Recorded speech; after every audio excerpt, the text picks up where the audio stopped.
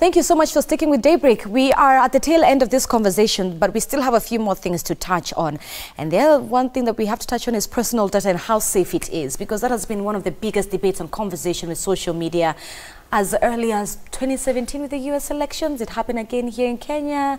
We saw what happened with Cambridge Analytica. So Mark, is my personal data online safe? Do I need to be worried about it? Do I need to be worried that we could be talking about chocolate here? I haven't even searched about it, and then I see a chocolate ad 2 seconds later.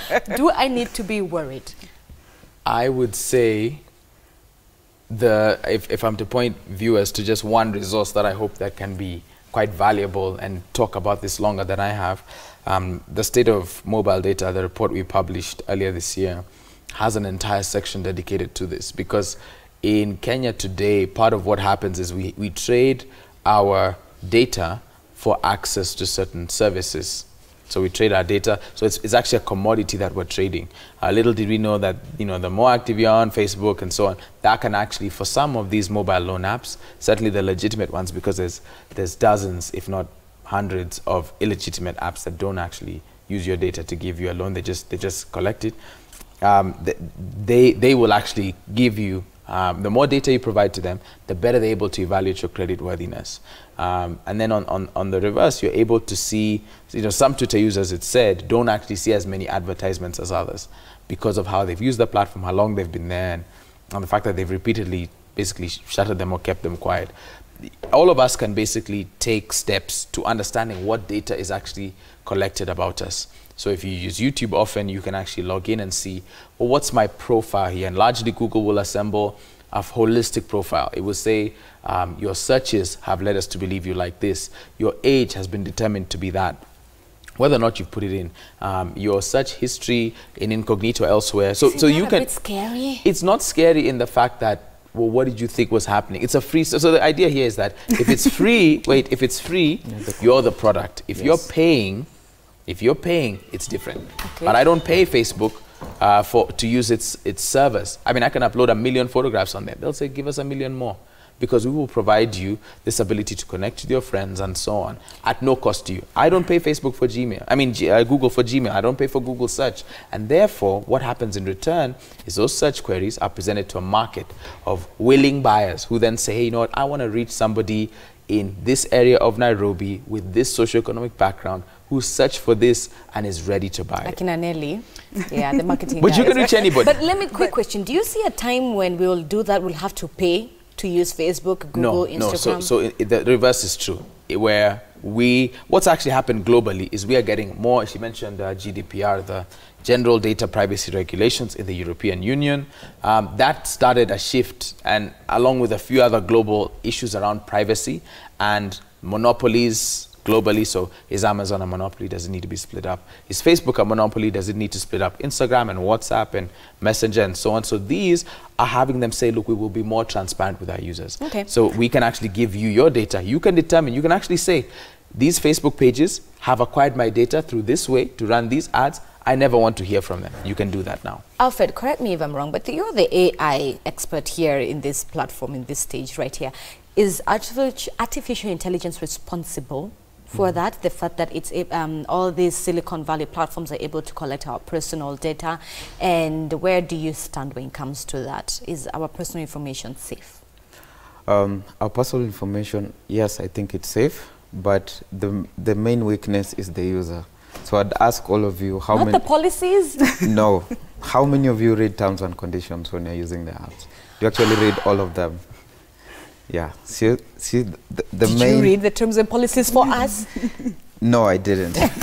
Okay. So the main weakness is the user, and organizations need to start shifting to how can you create more understandable terms and conditions. So just simply tell me, I'm collecting your photographs, I'm collecting your email, and I'm going to use them for this and this, rather than giving me 3-4 pages that you know I won't read. So you're taking advantage of the fact that people are not reading terms and conditions, and you're collecting their data.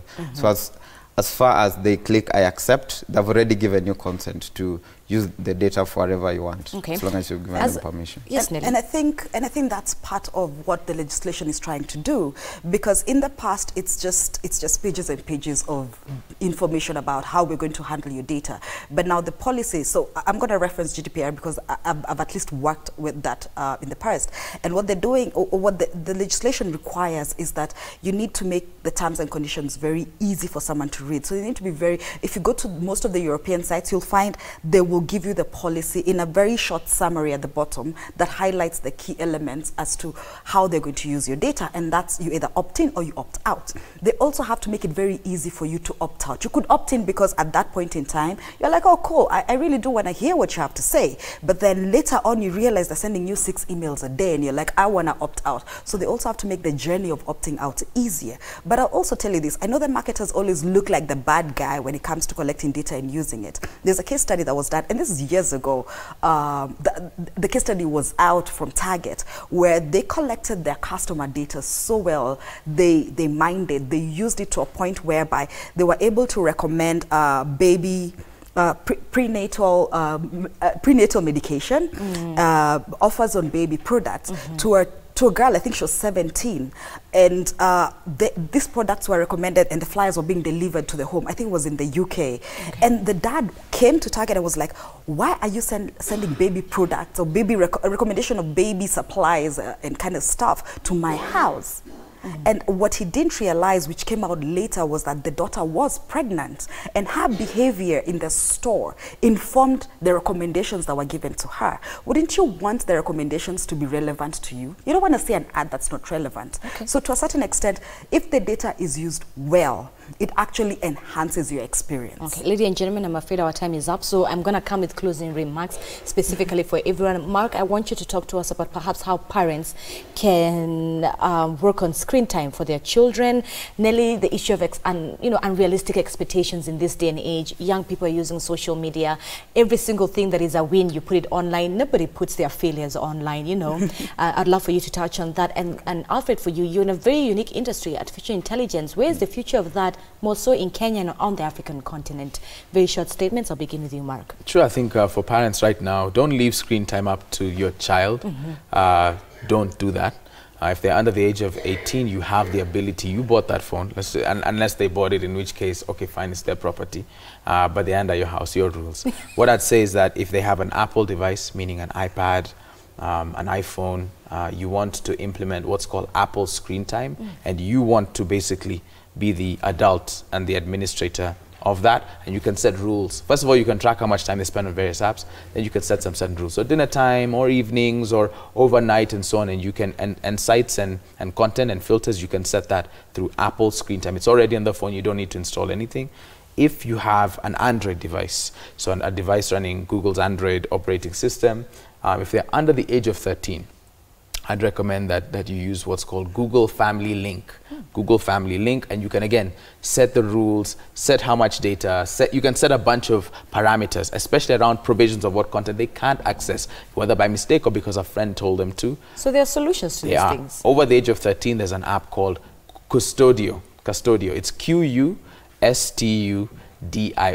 Custodio, but with a Q at the beginning, and that's better for people who are teenagers, a bit more established in their ways. They've used their phone a few years, and you can let the reins off a bit while still maintaining some kind of access.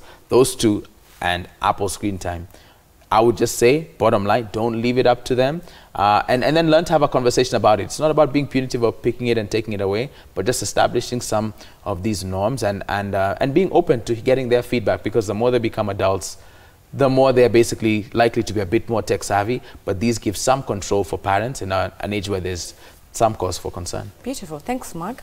Nelly, the issue of unrealistic expectations that young people have of themselves. I was giving an example, like for example, because LinkedIn matters. Professional. You get a new job, you put it there, but nobody's going to put it when they're fired. No one wants to put the bad days. Yes. So I'll touch on the unrealistic expectations.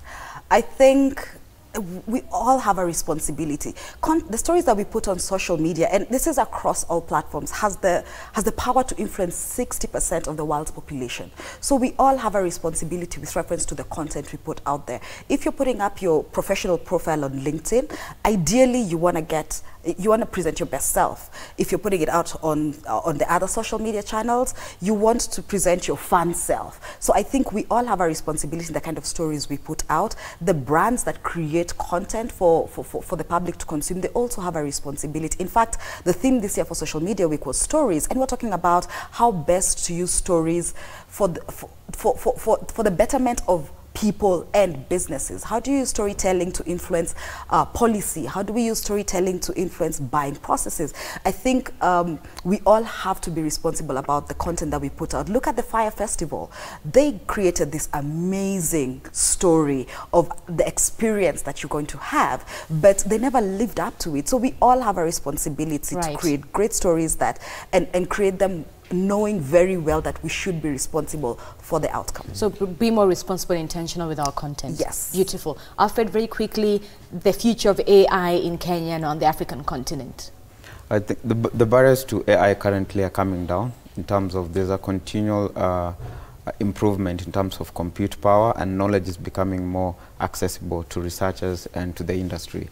So the barriers are going down, and we'll see a very huge growth in terms of adoption of AI in the industry. Do you think that the 0% tax on locally manufactured computers in this new budget will accelerate that?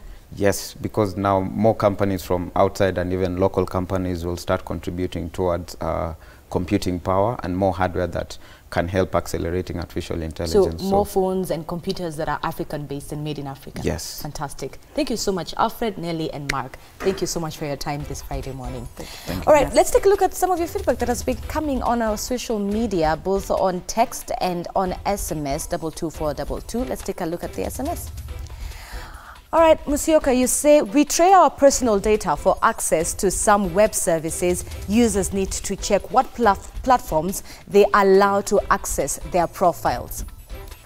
All right, thank you so much for the feedback that we've been receiving from you who is watching at home. We want to take a quick commercial break. Daybreak continues. When we come back, because it's Friday, we still have Web Wars with Kimani. He will tell you what's been trending online. And number 2, Willis Waburu will be back with Leveling It Up, so you can let your hair down, dance a little bit, whether you're in the office, at the corner, I hope, or where you're at home. We'll be right back.